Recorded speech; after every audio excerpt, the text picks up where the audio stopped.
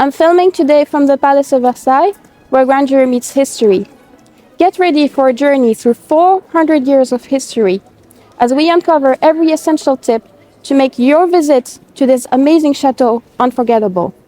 Please stick until the end of the video as I will unveil a magnificent restaurant fit for French royalty that's nestled right here in the Palace of Versailles. So join me now for an immersive stroll and don't forget to subscribe.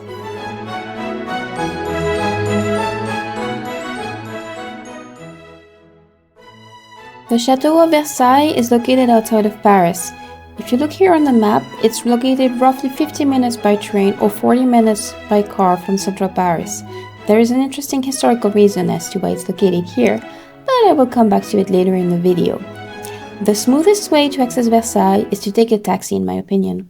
While it is a more expensive option, it is a much faster and secure way of getting here. While most YouTubers will tell you to use the subway, as a local who lives here, I can tell you that there are frequent delays on the Paris subway and service is notoriously spotty. Given that each Versailles ticket has a time slot for you to enter the palace, you want to make sure that you arrive on time. My number one tip is don't rely on the Paris subway to get here.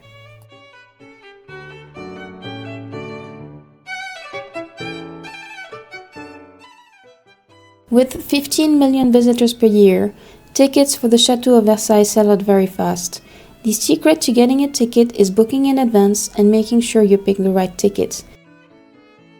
There are different types of tickets which grant you entrance to different sites within the domain. I recommend going for the passport, which grants you access to all sites including the Trianon, the Gardens and Marie-Antoinette's Hamlet. Tickets are €24 each, but there are discounts for children and people with special needs. Look who I came across. A topic for another video, maybe? Let's go over a little bit of history as we continue the tour. The original chateau of the Palace of Versailles was built in 1624 for Louis XIII as a small hunting lodge. The Cour de Marbre, or Marble Court in English, with its black and white marble pavement, is the heart of Louis XIII's chateau. The black and white tiles that you see here are the original one from the original chateau from Louis XIII. And the tiles are still here today, and they are very typical of the time of Louis XIII. Louis XIV, his son, later expanded the chateau into a magnificent palace that was the residence and exercise of power of the French monarchy until the French Revolution. If you remember from the previous video I made about the Chateau of Saint-Germain-en-Laye, link in the description box below, Louis XIV held court in the Chateau of Saint-Germain-en-Laye until 1683. So, you will ask me, why did he build at Versailles so far away from Paris? The answer lies in his childhood. When Louis XIV was a child, he lived at the Louvre with his mother and brother. Although he was already king at 5 years old, he stayed under the tutorship of Cardinal Mazarin. Being too young to reign, a series of influential politicians tried to rebel and seize power for themselves. This led to a famous event called La Fronde, a revolt against the king, where a mob revolted against the king and tried to break into the Louvre, the king's residence in Paris, while he slept. Louis XIV was forced to flee his home with his mother and move to Saint-Germain-en-Laye, where nothing was prepared for them. Being just a child at the time, he was so traumatized by this event that he swore that as an adult, he would build a home far away from the mobs of central Paris to protect his family and the monarchy.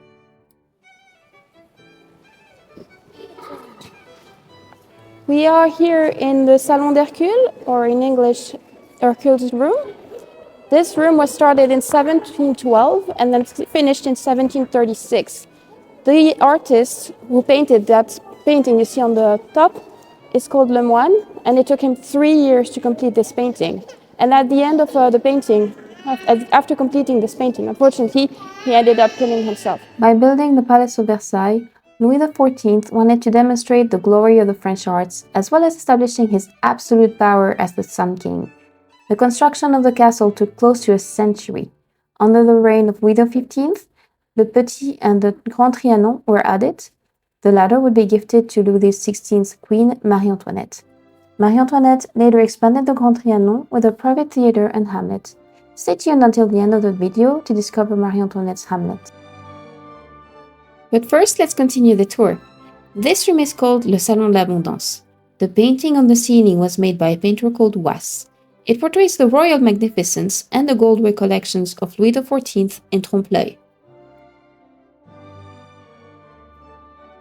The next room is called Salon de Vénus or Venus Room. It was sumptuously decorated to impress visitors, such as ambassadors, who entered the room via the royal court. Next, we have the Salon de Diane, and this salon served as the billiard room under Louis XIV. And if you notice in the center of the room, there's a bust of Louis XIV by an artist called Bernini. The next room is called Salon de Mars. This was a guard room before 1682, and after that, Louis XIV used it for balls, games, and music. If you look on top of the fireplace, there is a famous painting called King David by Domenichino. The painting was Louis XIV's favorite painting, and he had hung it in his own king bedchamber. We are here in Mercure's room, or in French, the Salon de Mercure. You have a painting of Louis XV on one side and a painting of his wife, Marie-Antoinette, on the other side. This is where King stayed. In 1715, Louis XIV was laid in state here for an entire week, with 72 ecclesiastics holding vigil over him, so that 4 masses could be held at all times while he was laying in state. This is the Salon d'Apollon, or the throne room, and this is where ambassadors were received, and this is also where dances and concerts were put on when the king held court. We are now going to enter the Hall of Mirrors, which is another major room in the Palace of Versailles. The room was entirely renovated in 2008, and I'm going to go into detail a bit about it now.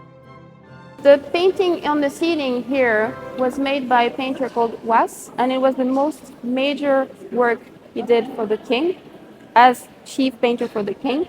It represents Louis XIV's various military victories over his enemies, and this is the hall where banquets and elaborate celebrations were made. This is also the hall where ambassadors were received, where celebrations were held.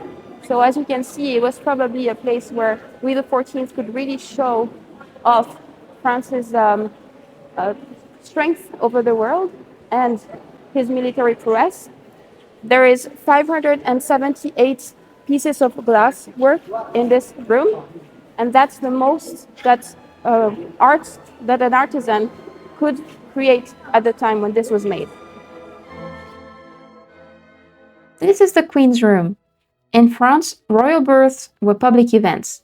Can you believe that 19 children of France were born in this room? Among them, King Louis XV and King Philip V of Spain. This is the Salon des Nobles de la Reine, or the Peers' Salon, and this room was the place where queens and dauphins of France laid in state. This is the Queen's Guard room. This room protected the Queen against intrusions, such as that which occurred on the morning of 6th of October 1789, when a rioting mob tried to invade the Queen's suite and had to be fought off by the Royal Guard in a prolonged and bloody scuffle. Now let's go over a little bit more history before we continue the tour. After the French Revolution, the artworks of Versailles were placed at the Louvre and the furnishings auctioned off. In the 19th century, Louis-Philippe transformed part of the palace into a museum dedicated to French history. In 1836, Louis-Philippe added a new gallery to the Museum of France that you can see here, which is called the Battle Gallery. The gallery features 33 paintings evoking France's greatest military victories and include works by some of France's most major painters, such as Delacroix and Vernet. This is not very well known by tourists, but if you backtrack and go down the stairs before this room, you can explore the ground floor of the chateau. This is where the rooms of the son of the king, heir to the throne, as well as the king's daughter's apartments are located. Of the 10 children Louis XV had with his queen, 8 were girls. As adults, the princesses settled into the ground floor apartments you see here. The apartments of Madame Victoire and Madame Adélaïde have been restored, and you can see them the way they looked before Louis-Philippe had them transformed in the 19th century. Did you notice that throughout this video Mozart's music was playing? There's a reason for that. We are now here in the room of Louis XV's daughter, Madame Adélaïde. At the end of the 18th century, after Marie-Antoinette came to France to be married to Louis XVI, a young prodigy called Mozart came here and played the harpsichord for Marie Adelaide. And it was said that she liked the way he played so much that, as a thank you gesture for her, he wrote 2 songs. And so you can imagine here this young Mozart playing with the daughter of the king. After this interesting tip, let's continue with the history of Versailles. At the beginning of the 20th century, the palace had been abandoned for quite some time and was left in a very sorry state, until one of the Rockefellers made a generous donation to the French state in the 1920s for the renovation of the chateau. There is a plaque in his memory at the entrance of the palace. During the Second World War, Versailles was captured by the Germans and a Nazi flag was raised over it. The castle was then abandoned for a few years until the French state carried out important restoration work and refurbished the palace. It became UNESCO classified in 1979 and reopened to the public in 1996. After this tour, I'm feeling hungry, not you? Perfect timing! I have a great tip for you. There's a delicious restaurant nestled right here within the Palace of Versailles from the famous French chef Ducasse. Ducasse is a chef who owns restaurants all over France and has several Michelin-starred restaurants. The restaurant inside Versailles is called Auré. I will put the link to the website in the description box below. Eating here inside Versailles feels like such a privilege. It truly is a meal fit for a French queen. Since we're sharing a meal, I wanted to take this opportunity to thank all my subscribers.